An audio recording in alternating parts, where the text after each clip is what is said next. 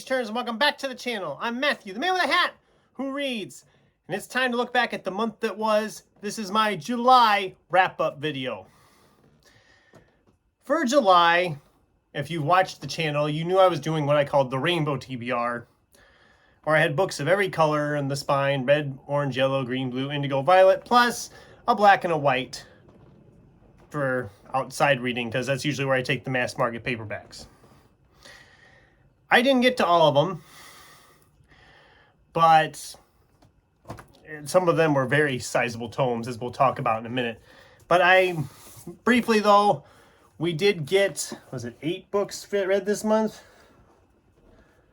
8 books read this month, down from last year at the same point. We are currently sitting at 81 books for the year, which is, I think, slightly ahead of last year at the same point. But we're in a good position. We're not too far back yet. First of all, the ones I didn't get finished. I did not get finished with my Indigo, Kim Stanley Robinson's New York 2140. I'm maybe a third of the way through. But by the time you watch this, I will either be close to or finishing with it. I'm getting there. I'm not loving it. It's fine. I'm just not loving it. And I didn't get to Leon Ross's Papa Show, but as I talked about in my August TBR video, I will be tackling this one pretty early in the year. In the month. God, I'm tired. What can I say? I do love this cover though. Going by cover, this is probably one of the most interesting covers I've seen in a while. So those are what I didn't get to. Let's dive into what I actually did get to. So first book I finished was a library book and a carryover from my June reading. Gabrielle Zevin's Tomorrow and Tomorrow and Tomorrow. I loved this book. I think Gabrielle is one of the best writers when it comes to characters. You just care about every character in there, which is a really strong selling point for a book like that. By the end of the book, I felt like I knew them people forever, even though they're imaginary characters. It's just such a well done story. It's written so well. And it was 5 stars for me. So I really enjoyed it. I know I'm like a year late to the party. Everybody was reading it last year, but better late than never, right? So then moving into the actual Rainbow. First one we read was Jeremy Robert Johnson's The Loop. I did a review about this, so I'm not going to go into a ton of detail about it here. This was a horror thriller story about the teenagers all kind of getting aggressive and killing people. I gave it 4 stars. If you watched the review, you know why I gave it the score I did. I didn't love how it ended, even though I understand why it ended that way. I just didn't love it as a whole in that way. It was good, but I didn't love the book to give it that 5 stars. It was a 4 star for me. Then we finished Andy Remick's Kel's Legend. This is the first in the Clockwork Vampire Chronicles. I liked it, but I also didn't like it. I know that's weird to say it that way, but I gave it 4 stars because I did enjoy it, but one of my biggest nitpicks with it is it kept changing point of view back and forth from these 2 different characters. And when we're focusing on Kel, I was like, I'm really loving this. It felt like it just felt like an old school fantasy type thing. I was getting some Witcher vibes out of it. Whenever we went to the other character, I just didn't care. It seemed like it just ground to a halt. I did like some of the ideas they were throwing around. I liked the idea of these vampires being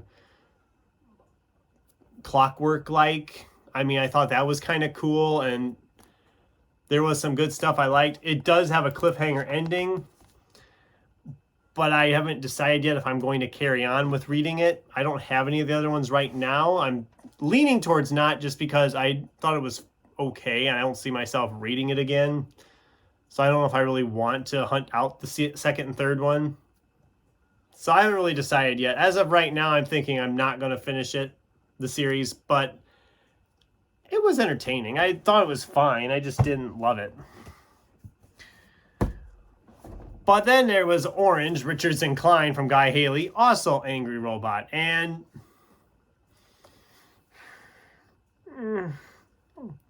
I didn't like it. Yeah, it's huge, but it's technically 2 in 1. It's 2 novels in 1 volume.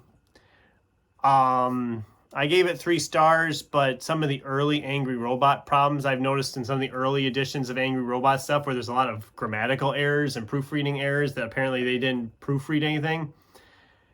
I noticed them a lot more in here than I did in Kel's Legend.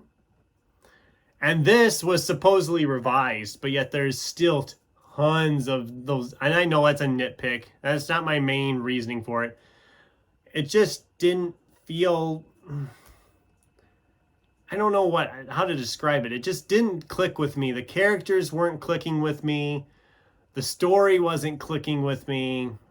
It was very, very hard sci-fi, which I usually like to an extent, but it just didn't work for me here. And I'm in the minority, I'm sure. I know there's people that love this, I'm sure. And it didn't work for me. It just didn't click for me. What did click for me was my yellow binding, The Amazing Adventures of Kavalier and Clay by Michael Chabon. I already did a review of this one too, so again, I'm not going to go into a lot of detail with it. But this was two young guys in 1930s and 40s New York writing comic books, and it spanned a huge amount of time, and I freaking loved it. I loved this book so much. This was a 5-star book for me, and it quite possibly could be my book of the year. I mean, there's still 5 months to go, so there's still time for something to Unseat It, but it's easily top 5, I think, unless something really crazy happens. I just loved it so much. Another 5-star followed right behind it with James Herriot's All Creatures Great and Small. This is a sort of memoir. I'd call it a memoir of a guy who was a veterinarian in, I think it's like Ireland. Yorkshire Dales. Okay, it's in that area of the world. Apologies, I've very rarely been out of the state of Iowa, and Wisconsin being the neighboring state. I usually don't travel much farther than that, so I'm not very well versed in the world. So I'm not exactly sure anymore where this was, but it was very entertaining.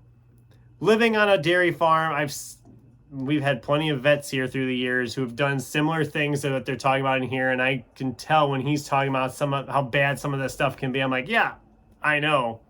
Been there.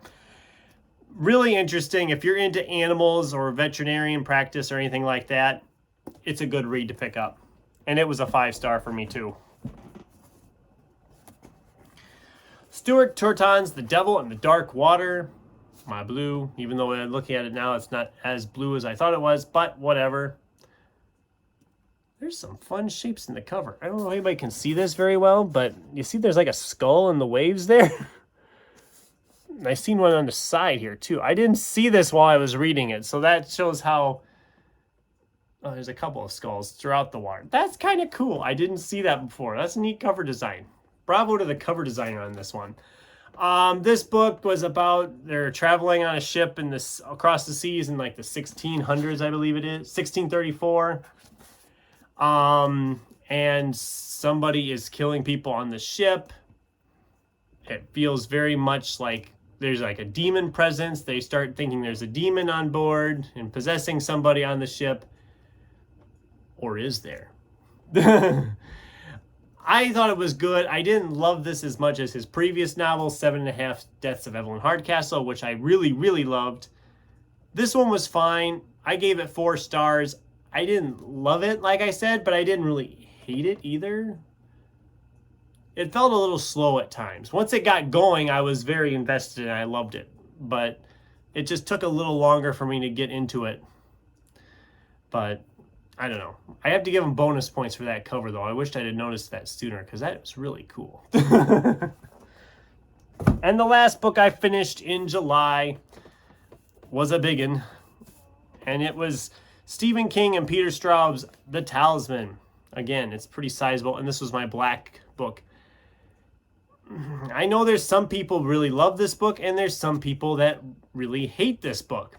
I'm probably closer to the latter camp. I thought this book was drawn out way longer than it needed to be.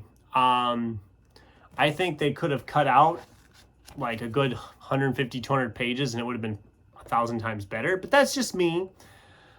Usually, I mean, you've seen some of the books I read this month. Some of them were pretty long. This one was probably the longest I read, actually. Yeah, it was. But it just felt like it dragged something fierce. It took me, I think it was about page 250, 300. I finally got into it and was invested in the characters and was really caring about what was happening. It just took too long to get going. It felt like we were just taking our sweet time to get going. And I understand that you want to set up some things. I get it. But it did not work for me as a whole. I didn't love it.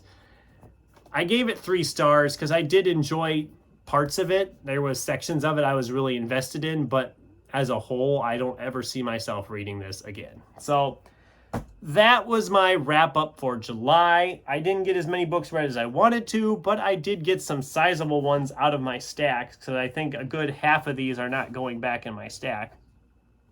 Yeah. Well, one was a library book. Of the 7 of my own, only 3 of them I'm actually planning on keeping. So that's good. And I don't see myself keeping New York 2140 when I finish it either. And that's a big boy too. So I did free up some room in my stacks, which means I can buy more books. I say as I have a good book outlet order on the way already. So, you know, it's a never-ending thing with me. So that's my July wrap up. What about you guys? What was your favorite book of July? Do any of these sound like books you'd enjoy? Have you read any of these? Am I wrong in my thoughts on them? Go ahead and correct me in the comments down below. Thanks for watching, and until next time, keep turning pages.